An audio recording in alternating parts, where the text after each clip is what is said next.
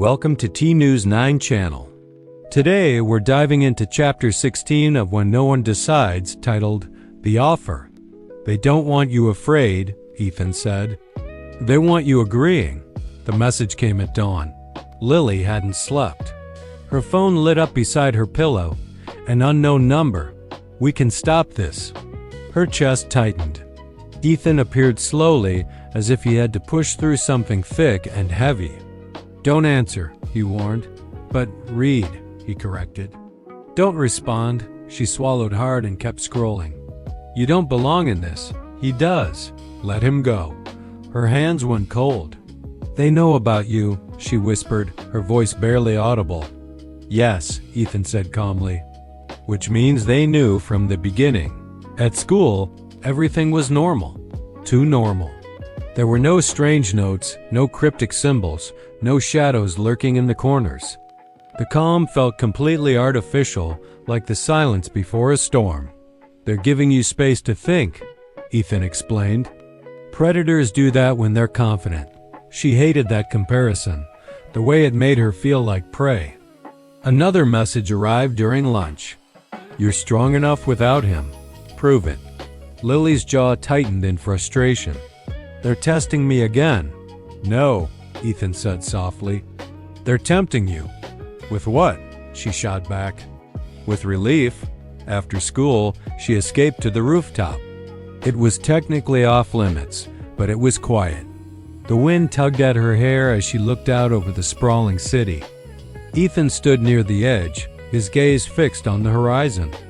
They think you're the anchor, he said, not looking at her. If you let go, I disappear. Her chest ached with a sudden sharp pain. Is that true? Yes. The single word hit her harder than she ever expected. So all this, she whispered, her voice breaking, was just a mistake? No, Ethan said quickly, turning to face her. It was unexpected. That's not better, he smiled sadly. No, he agreed. It's not. Her phone buzzed again, a sharp vibration against her palm. One choice, one answer. Below the text was a location pin. Tonight. They're asking you to meet. Ethan stated the obvious. Yes. Alone. Yes. Silence stretched between them, thick with unspoken fears. What do you want me to do? She finally asked, her voice small. Ethan looked at her, his expression unreadable. I want you safe, he said. Even if that means I'm gone. Her eyes burned with unshed tears. That's not fair. Neither is this, he replied. She stared at the twinkling city lights, 1,000 possibilities swirling in her mind. I won't trade you, she said finally, her voice firm. Ethan's breath caught. But, she continued, I won't let you control my choices either. He studied her, a flicker of surprise in his eyes. What does that mean? It means, she said, her resolve hardening, I'll answer, but on my terms. Later that night, Lily typed a single decisive message. I'll come. She didn't add anything else. Ethan watched the screen glow, casting a faint light on her determined face. You realize, he said quietly, this changes everything. Lily locked her phone and set it down. I know, she replied. That's why I'm doing it. Chapter 17, Face to Face. The place was public. That's what made it dangerous. The cafe sat on a quiet corner downtown. Glass walls, soft music, too many reflections. Lily arrived 5 minutes early. Ethan appeared beside her, faint but focused. They chose this because it looks safe, he said. Not because it is. She nodded and pushed the door open. Inside, the air smelled like coffee and sugar. Normal people talked about normal things. Lily ordered a drink she didn't want. She sat where she could see the door, distance, witnesses, choice. A man approached her table, mid-30s, clean clothes, calm eyes, not threatening.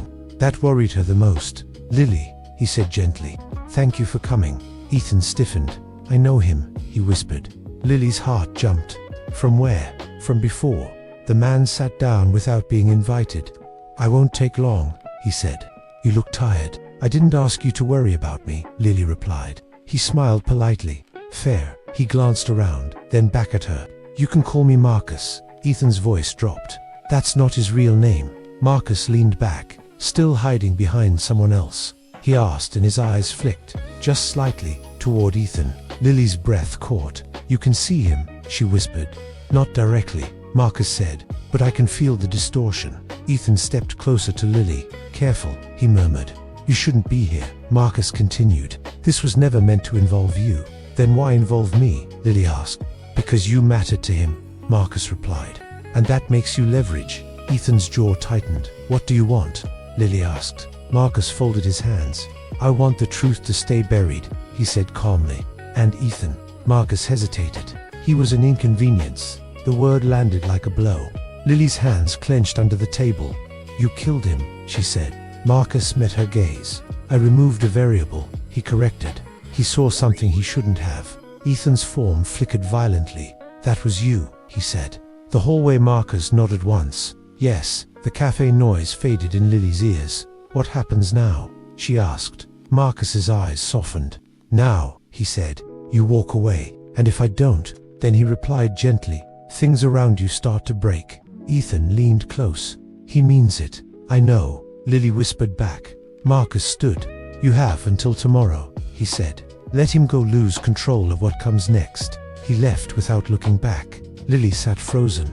Ethan's voice shook. "I didn't die by accident." And Lily realized this wasn't just about survival anymore. It was about choosing who was allowed to decide the truth. Chapter 18 of When No One Decides, titled Aftershock. The damage didn't start with blood, it started with silence. Lily didn't remember the walk home, only fragments, traffic lights changing, voices passing by, her own reflection in dark windows older somehow. Ethan stayed close, unusually quiet. "You okay?" she finally asked. "No," he said, "but unfunctional." She almost laughed. The first thing to break was small. Her phone wouldn't charge that night. She tried 3 cables, 2 outlets, nothing. Ethan noticed immediately. "That's not coincidence," he said. "It's just a phone." That's how it starts. The next morning, her bus didn't come. Not late, gone. The stop stayed empty long after it should have arrived. Lily checked the schedule twice. "I've taken this bus for 2 years," she said. "Patterns are easy to interrupt." Ethan replied. "Lives are harder." She walked to school instead, arrived breathless, unprepared. In class, the teacher mispronounced her name. That shouldn't have mattered, but it did. Something about it felt intentional. "Don't spiral," Ethan said quietly. "I'm not. You are." She forced herself to breathe. At lunch, her usual seat was taken, not by bullies, by strangers. They didn't look at her. They didn't need to. She ate standing up. "I can do this," she muttered. "I know," Ethan said, "but you shouldn't have to." The message arrived at 3:17 p.m., right on time. "Unknown number. Notice anything yet?" Her hands shook. "They're proving a point," Ethan said. "Not hurting you, adjusting you." To what? To a life with less room. That evening, Lily's mom came home late, later than usual. "Traffic," she said. "Always traffic." Lily watched her closely, fear coiling tight. "They wouldn't," she started. "They won't touch her," Ethan said firmly. "Not yet." "Yet isn't comforting." "I know." Lily sat on her bed, staring at the wall. "So this is what happens if I say no," she whispered. Ethan looked exhausted. "This is what happens when you hesitate." She turned to him. "You want me to let you go?" "No," he said immediately. "I want you to survive." "That's not the same thing." He didn't argue. That night, Lily dreamed she was standing in a room full of doors. Every door led somewhere safe, except one. That door was open, and Ethan was standing inside it. When she woke up, her phone buzzed. "Unknown number. Tomorrow, we escalate." And Lily knew the choice she'd been given was already being taken away. Chapter 19 of When No One Decides, titled Broken Rule. "Let's jump right in." "I'm not supposed to do this," Ethan said. "That's why it will work." The escalation didn't feel like a threat. It felt like an invitation. The next morning, Lily found it taped neatly inside her notebook. No symbol, no signature, just an address and a time tonight. Ethan stared at the note longer than he should have. "They're confident," he said, his voice low. "That's dangerous." Lily's heart pounded. "So what do we do?" He didn't answer right away, and his silence scared her more than anything else. Throughout the day, he was too quiet, not absent, just withdrawn. During their last class, Lily finally broke the silence. "You're thinking about something?" "Yes." "About me?" "No," he replied, his gaze distant. "About consequences." That didn't make her feel any better. They walked home under a sky heavy with clouds. At the edge of her street, Lily stopped. "Ethan," she said softly, "if this goes wrong, it will," he interrupted, his tone flat. She swallowed hard. "Then promise me something." He looked at her, his expression unreadable. "Promise you won't disappear without telling me." His face shifted, and a flicker of regret crossed his eyes. "I can't promise that." Her chest tightened. "Why not?" "Because tonight," he said, "I'm going to do something I was never meant to do." Later, inside her room, the air felt tight and heavy. Ethan stood near the center, looking more solid than he had in days. "That's new," Lily observed. "Yes," he replied, "and temporary." "What are you doing?" "Anchoring myself," he said calmly. "To you." Her breath caught in her throat. "You said that was dangerous." "It is." "Then don't," she pleaded. "I don't have a choice anymore," he said, his voice firm. "Neither do you." The room seemed to darken subtly, as if the lights themselves were growing tired. Lily felt a strange pressure in her chest, not pain, but a heavy weight. "Ethan," she whispered, her voice trembling. "Stop. I can't halfway break a rule," he said gently. "It doesn't work like that." Images flashed behind his eyes. A long hallway, cold concrete walls, the symbol. He gritted his teeth. "I remember now." Her heart slammed against her ribs. "You do?" "Yes," he replied. "And that's why this ends soon." Suddenly, the pressure lifted, and the room returned to normal. Lily staggered, catching herself on her bed. Ethan looked clearer, sharper, more real than ever before. "What did you do?" she asked, her voice shaky. "I tied my remaining time to your decisions," he explained. "If you move forward, I stay. If you stop," he didn't need to finish. She understood the terrifying implication. "So now," she whispered, "I'm keeping you here." "Yes, that's not fair." "No," he agreed, "but it's honest." Just then, Lily's phone buzzed. It was an unknown number. The message was short and chilling. "We felt that." Ethan's eyes hardened. "They know I broke a rule," he said. Lily's hands started to shake. "What happens now?" Ethan stepped closer than he ever had before, his presence overwhelming. "Now," he said quietly, his voice a low hum, "they stop testing you and start trying to remove me." And in that terrifying moment, Lily realized that saving herself might now mean losing him anyway. Chapter 20. Immediate response. The lights went out. Not all at once, room by room. Lily stood frozen as the house sank into darkness. "Power outage," she whispered. Ethan was already moving too sharply, too urgently. "No," he said. "This is local." Her phone vibrated. No notification sound, just vibration, an unknown number. "You crossed the line." Ethan's jaw tightened. "So did you," he said under his breath. The air felt wrong, heavy, compressed, like the house was holding its breath. Lily's chest tightened. "What do they want now?" "To confirm," Ethan replied, "that I can be hurt." "That doesn't make sense." "They don't need to destroy me," he said. "They just need proof." A thud echoed from downstairs. Not loud, deliberate. Lily flinched. "Stay here," Ethan said. "I thought you couldn't." "I can't touch," he corrected. "I can still see." Footsteps, slow, measured, not breaking in, letting her imagine it. "This is intimidation," Ethan said. "They're careful not to leave marks." Another vibration. Unknown number. "We're not here for her." Lily's hands shook. "That's a lie." "Yes," Ethan said, "but a specific one." The footsteps stopped at the bottom of the stairs. Silence stretched. Lily's breathing sounded too loud.